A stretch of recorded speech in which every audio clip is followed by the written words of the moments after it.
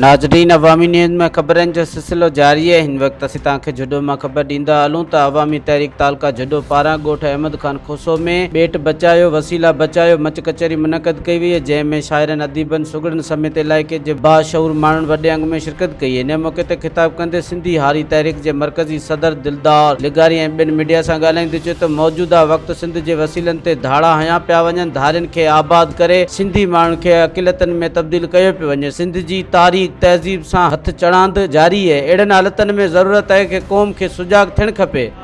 Bat खपाया पिया वञनि, सिंध जो कारूंजर खपायो पियो वञे, सिंधू दरिया ते दाड़ा पिया लॻनि, सिंध जी जेका क़ीमती ज़मीन है कराची में सुपर हाईवे खां वठी सामूंडी पट्टी इन समूरी ते जेको साम्राज्य कब्ज़ो करणु चाहे थो, पाकिस्तान जी एस्टेब्लिशमेंट कब्ज़ो करणु चाहे थी, समूरनि शयुनि खे काउंटर करण जे लाइ असां सिंध में हिकिड़ी सुजागी जी मुहिम पिया हलायूं।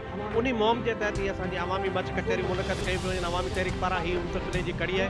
असीं सम्झूं था त अहिड़ियुनि कचहरियुनि जे ज़रिए, अहिड़ियुनि प्रोग्रामनि जे ज़रिए आवाम खे सुजाग कजे, आवाम खे सुजाग करे जदोजहद जे मैदान ते आणिजे।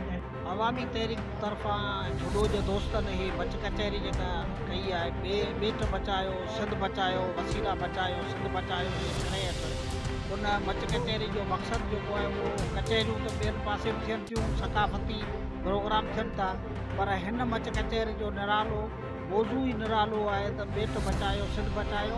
हिन वक़्तु सिंध चइनी तरफ़नि खां घेरे में आहे, सिंध जी तइलीम तबाह आहे, सिंध जा रोड रस्ता उखड़ी चुका आहिनि, तबाह आहिनि ऐं सिंध में सिहत जा मर्कज़ सभु वीरान आहिनि, उते दवाउनि जी खोट आहे, डॉक्टरनि जी खोट आहे। चइनी तरफ़नि अणहूंदा हर शइ जी डिक्टेटरशिप ऐं वॾेराशाही ऐं कामोराशाही गॾिजी सिंध खे तबाह करे छॾियो आहे। इन सॼी सूरत हाल खां सिंधी माण्हुनि खे सुजाग करिणो आहे, मुनज़म करिणो आहे। उन सिलसिले हेठि अवामी तहरीक सॼी सिंध में मच कचहरियुनि जो फ़ैसिलो कयो ऐं उन सिरे हेठि ई अवामी तहरीक जी मुनज़म जेका तहरीक हले पई, असां उनजी ज़बरदस्त शानदार माण्हुनि जी वोट आहे।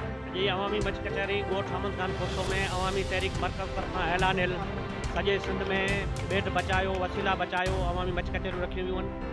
उनमें अॼु ॻोठ तारीख़ी ॻोठ जुड़े जो हाजी अहमद खान खोसो में ही मच कचहरी मुनक़द थी आहे, जंहिंमें हारी मज़दूर बोरियत आबादगार शरीक थिया आहिनि। अवामी तहरीक जो मरकज़ी राब्ता सेक्रेटरी सिंधी हारी तहरीक जो मरकज़ी सदर डॉक्टर दिलदार लिगारी लाल जरवार साहब शरीक आहिनि। ही वक़्तु हुन वक़्तु जॾहिं अटो 2800 रुपया मण हुजे, जॾहिं माण्हुनि खे रोज़गार न मिलंदो हुजे ऐं आबादगारनि जी जिन्स टमाटो बसर टके धड़ी में विकामंदा हुजनि ऐं मथे तब्दीली खान वेठो हुजे, जेको रुगो ठला नारा हणंदो हुजे, जेको ठलियूं तबाहियूं कंदो हुजे।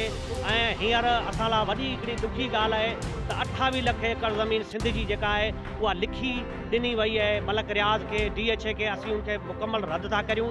उन खां पोइ सिंध में ख़ुदकशियूं पियूं थियनि, थर पारकर में ख़ुदकशियूं पियूं थियनि ऐं वॾी मारामारी लॻी पई आहे, गुज़र जा वसीला फुरजनि पिया।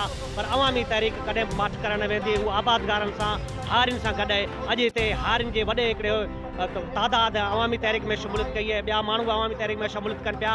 त इन मां इहो साबित थिए थो त माण्हुनि खे जदोजहद में वेसा आहे, फ़िक्र रसूल बख़्श ते वेसा आहे। तहरीक तरफ़ां ॻोठ अहमद खान खोसो में अवामी मच कचहरी कई वई आहे, हिते जेके तमामु घणनि अवाम जेका शिरकत कई आहे उन्हनि जो असीं शुक्रियो अदा करूं था। असल मक़सदु आहे पंहिंजी सिंध, पंहिंजे वतन, पंहिंजी क़ौम ऐं उनजे हक़नि जी आसरात जे लाइ जदोजहद कजे। अहिड़नि मच कचहरियुनि में असांखे मौक़ो मिले थो हिक ॿिए सां गॾिजण जो ऐं पंहिंजी क़ौम ऐं वतन जो जेको पैगाम आहे, जदोजहद जो पैगाम आहे, पंहिंजो फ़िक्र आहे, जेको पंहिंजो फ़लसफ़ो आहे, उन्हनि ताईं पहुचाइण जो हिकिड़ो मौक़ो मिलियो आहे।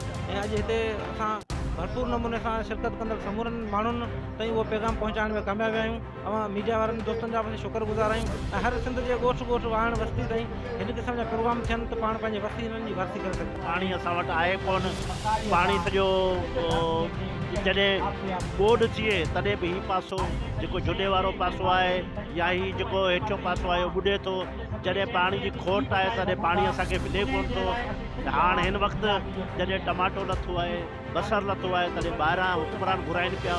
एग्रीकल्चर मतिलबु हिननि सॼी तबाह करे छॾी आहे, बर्बादु करे छॾी आहे।